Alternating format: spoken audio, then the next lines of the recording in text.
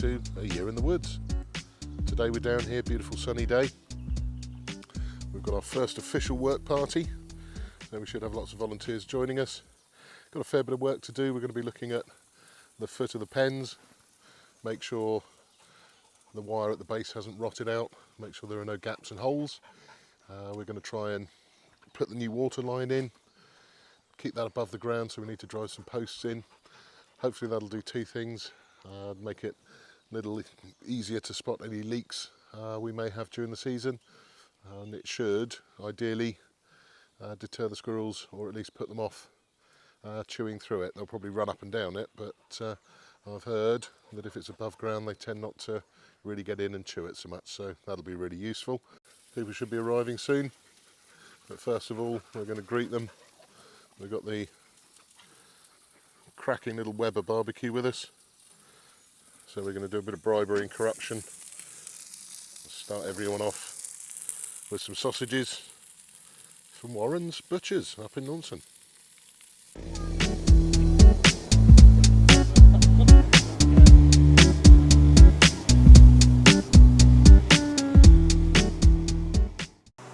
Hi, so we've all had a sausage. Time to get some work done. We had a good turnout today. A couple of things we're going to be working on. And this is really where we are starting to prep the pen ahead of the birds. So we've got a lot of leaf fallen over the winter. That's blown up under the edges of the fencing. So we've got one of the guys working with us today, just putting the leaf blower around. Found this one on Facebook, sounded like a cracking idea. When we put the fencing in, it's down to the ground, then it's laid out about 18 inches to 2 feet, just to stop any predators being able to burrow in, and obviously the leaf litter's covered that. We know that with the galvanised wire a lot of it has rusted out, and the problem is as it rusts it starts to curl up and it'll touch the electric fences and short them out, which means that obviously we don't have the necessary zap for the predators, and they'll be able to then get close to the fence and start pushing their way through. The other thing with the leaf litter is it masks any holes we've got at ground level, so this will be a great way of being able to really get in and investigate what we've got there and what we need to patch. So it's great having a full house today. We've got George over here, he's working on some of the posts that we took from the hazels, starting to put points on those, so we can purpose those as fence posts around and about. Always nice to reuse these things. The leaf blower is going to be churning away, so apologies for the noise from that, but he's doing a cracking job. It's nice to have the sound of people working. Now this is another little bit we did, trying to encourage the birds when they come in to start roosting off the ground. When they're in the rearing sheds, often they'll be on sort of straw or sawdust, so we've put a few of these perches in different heights, just see if we can encourage the birds to get up over the top. They're shielded at the end there by our dead hedge, and then we've managed to scavenge up some wrinkly tin, and we're thinking of putting a little lean-to shelter behind just to cut the wind down. We might, if we can do it, is rig up something, have a little bit of a roof or some sort of canopy over the top just to give them some shelter. So we're going to put grit. There we go, a little bit of poultry grit. We'll put quite a few of those out wherever we want the birds to start scratching around and roosting. And once the bluebells have died back, we'll probably put in some sharp sand along here so they can dust bathe. We've had it in the past where they'll dust bathe in little sunny areas, and unfortunately that attracts the buzzards and they sit up above and just drop in and ambush them. So if we can create some areas where the birds are attracted to dust, that's a little bit more controllable for us, and we can make sure that there aren't too many ambush perches above, that'll be ideal. There we go, bringing in the drinkers. Take you over now, just have a quick little look. Hello Dolores, working hard, keeping all the bird predators out. Now this is one of the bits we did right back in the first episode where we took down some of those hazels, and you can see it's opened up a little bit of light straight away into this area, and going from what was a completely barren understory in just a few short months, it's amazing how much this bramble and cover has grown up. I think if you can see these greener shoots here on the brambles, look at that, we've probably got at least 2 foot of growth there. Good strong stems that have come out of that pretty woody, hardy old stem. Without the light, that was really struggling down here at the bottom. Now they're pushing out these runners, and as you can see over in the background there, they're starting to grow up through the wood, the brash that we left down. That's really going to build up some fantastic cover. We're going to obviously have to keep an eye on the brambles, make sure that there are areas in between where the birds can move. But you can see here some of the hazel starting to sprout at the base again, so we'll keep those trees going. And down here through the brash pile, there's a bit of growth starting to come, little bits of brambles starting to make their way up through. So really, really pleased with how that's going. So previously in the pen, we had the drinkers on a line. The line was on the ground, and it ran to all sorts of different areas all over the pen. And as everything's starting to grow up now, it was very easy to lose where the drinker line was under the vegetation. If we have any fallen trees, they fall across it, and it starts making it very, very difficult indeed to work out if we've got any squirrel damage on the pipes, if we've got any leaks, what's happened. So what we're going to try here for this season is along the ride. If I just turn around, that ride track in behind us, we're going to bring the water in from the IBC Bowsers up the top here, bring the water line down and bring it in the bottom of the fence here, and then we're going to raise up on posts the actual Alcathene drinker line itself and run a line of fences straight down alongside the ride here. Couple of reasons for that. First of all, if we stake some posts in, we'll put some high tensile wire in, and then we can just suspend the drinker line off that. That'll make it very easy for us when we're coming in and out, checking on the birds, doing our welfare checks, doing feeding, etc., to see if we've got any leaks or any squirrel damage. That can be repaired quite quickly. We found before that even just a couple of little nips from the squirrels puts a leak in the pipe, and we'll go through 1,000 litres of water extremely quickly, empty that out, and then it's a sod's law.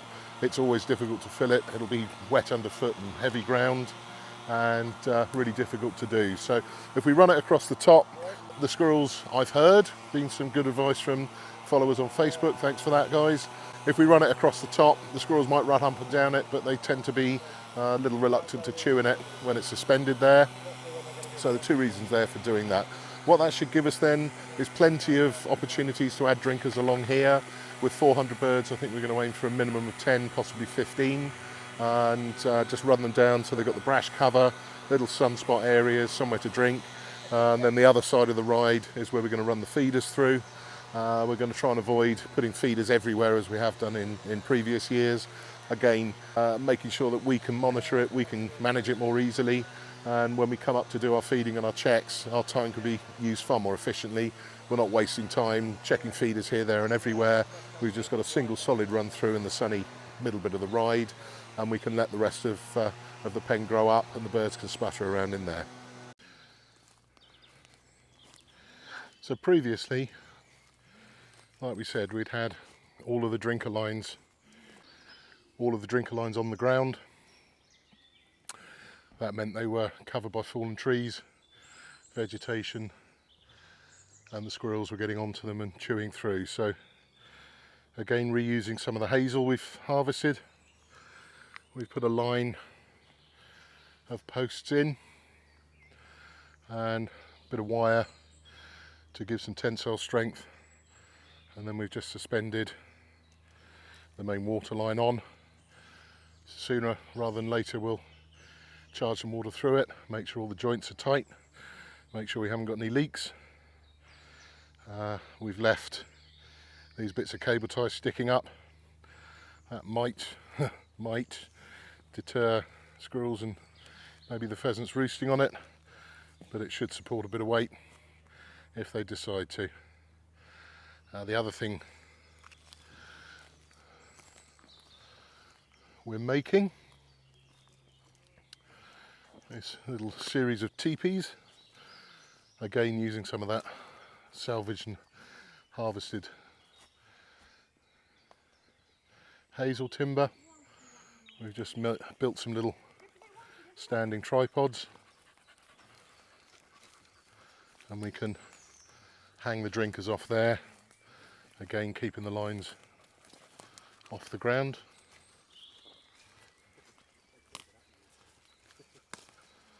Here are the workers sitting down. I think they've earned it. I think they've earned it. They've done a lot today. So next one, we've got these shelters we want to put in. We've got some coarse sand to go under them so the birds can get a bit of shelter from the rain, get in somewhere dry, have a scratch about, a bit of dust bathing. And this line down through here, other side of the track, is where we aim to put all the feeders.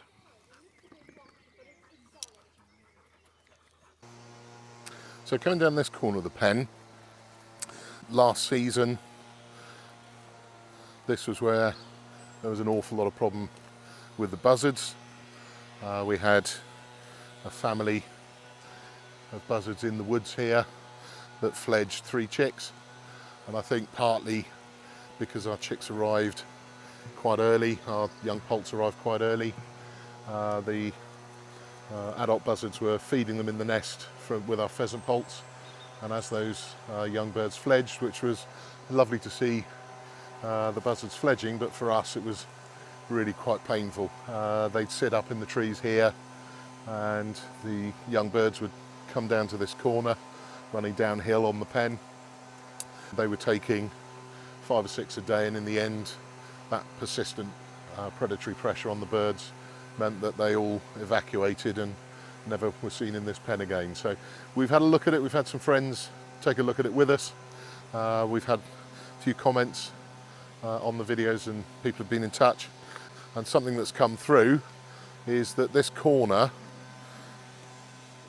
is really what the problem was. So we just turn around now, have a quick look at it.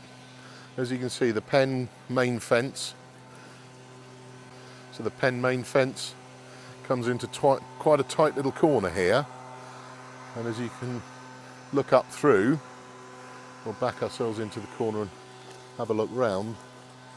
What a lot of people have suggested, and I tend to agree with them, I think this has been the major issue, is that any disturbance for the birds that might be out in that little area of tangle brush there is just forcing them straight down into this corner, and they tend to bunch up, and then they'll panic, and you'll have lots of birds bunched up in here. And above us with these old sycamore trees, there are just plenty of ambush perches, and it was like shooting fish in a barrel. We tried putting this tape up just to see if we could deter them. Not a bit of it, and we lost far too many birds in this corner. So what the suggestions have been, and what I think we're going to try, is to take this corner and effectively take it out. Now, it's probably going to be too big of a job to try and remove the whole fencing. So what we're considering doing is just running a simple line of fence across this area. So effectively, if the birds are pushed in this direction, they'll come up against the boundary fence, and it'll be a gentle curve. So from there, curving gently down to here, and any birds that start walking up to this top corner of the pen will just go round it and back into the main pen, and hopefully we won't find them all corralled and squeezed into what effectively is the bottom of a trawler net down in that corner. So that's one of the jobs we need to tackle. So coming into the lower ride down below the pen, we came down here and did a fair bit of cleaning and clearing out over the last couple of weeks. We did the area here to our right about a year ago, and this year we've taken back a lot of the hazel behind, and that's really starting to grow healthily now. New species coming through, and it provides a nice little scalloped area of light off the main ride. And we're doing likewise on the other side here, we had some big trees down in the storms, and we've taken some of the quick early growth hazel down, provided some cover and some brash, but also opened this whole area out to make the most of that sunlight coming in. Some lovely wildflower growth happening down here now in what was before just a little scrubby, muddy nothingness. If you look up the top here, apart from a few bluebells, the odd dock leaf, there was pretty much nothing happening. And then if you come across and look at this side where we've just started opening it up, I think the difference is very obvious, all that new growth coming through there. The other thing we're finding is taking the hazel out, it's releasing pressure on some of the little trees. We had this lovely little oak tree in the background here. That's now starting to put shoots out, starting to reach up to the light, whereas before it was looking quite sorry for itself as it was being outcompeted by all the hazels either side.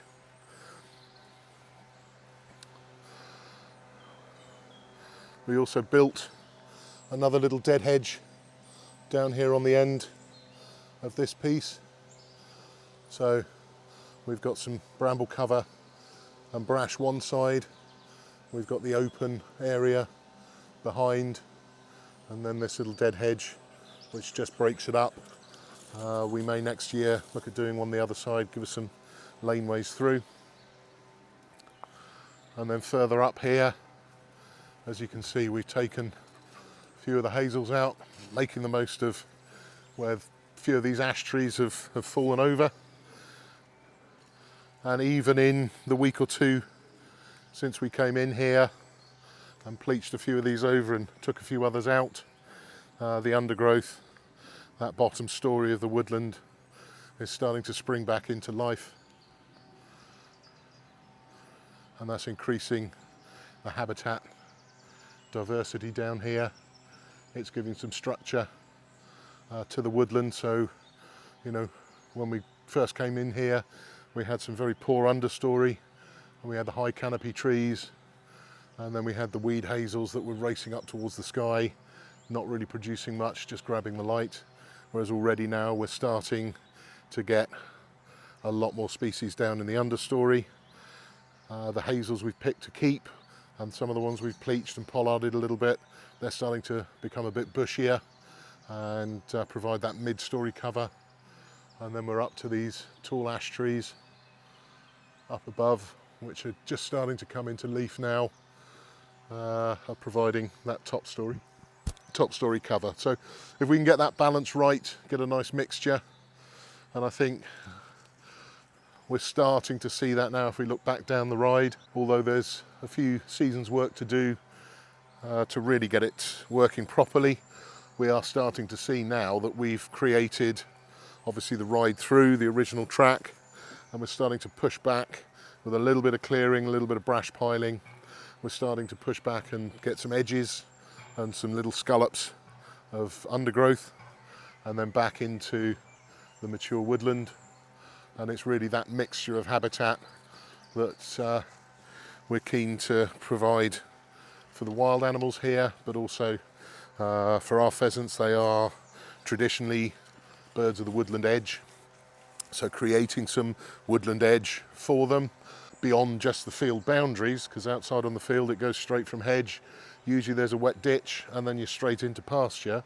This is giving some internal, inside the wood, mixed habitat, which hopefully will benefit them. Again, with the wild animals and the wild birds in here, that mixture of habitat will give them quite a dramatic change in the habitat available for them to take advantage of.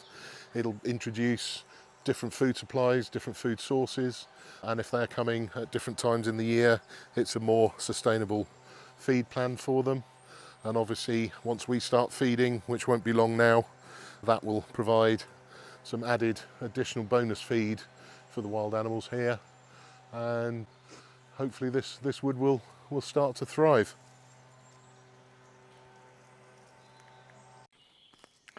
Right, so I think we're getting to the end of a really good first work day down here. Had a great turnout. Good to see the kids with us as well. Loads and loads of dogs. So just give you a quick walk round, a few bits we've achieved today. The first bit we were talking about was down in this troublesome corner of the pen where the young pheasants kept getting hemmed in and predated by the buzzards. So we looked at it first of all, and I think the initial idea was to run an extra bit of fence inside, try and cut that corner off, make sure the birds weren't funneled into the corner. And to be fair, I think by the time we got down here and some wiser heads had a look at it, the decision was made, well, why are we bothering to fence inside the fence and still leave that awkward area there? So decision was made, let's just move the post, move the fence. So that's what we've done. So this is where we are now. As you can see with Dave the Scarecrow there. That's where the fence used to run down into that corner, and that little triangle was like the end of a trawl net. So as you can see, we've squared that off now. So ideally, if we get any pheasants coming down this end, because we get a fair bit of sun in down here, so they'll often come sputtering around, do a bit of dust bathing and what have you, enjoying the afternoon, early evening sun. If predators are about, obviously now they'll come up against this fence, and that fence will now push them back that way, or back around up here and back into the pen as a whole. And ideally it will have stopped what was that corner down there that just served to trap them in, cause them to panic, and that's where we were losing them. So excellent bit of work done there today by the guys. Nice to get that bit of work done. Obviously we're going to have to come back another day. We've just got to tuck all this fence down, make sure that's flush to the ground. I'm thinking we'll probably put another pop hole in this section here, allow the birds in and out to that run to the bottom field, and then we just need to rewire the electric fence in. But already I think that's a super bit of work. Good bit of pen maintenance done there.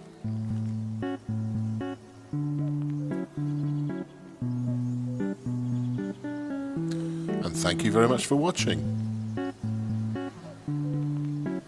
Next time we'll be looking at cover crop and doing some strimming.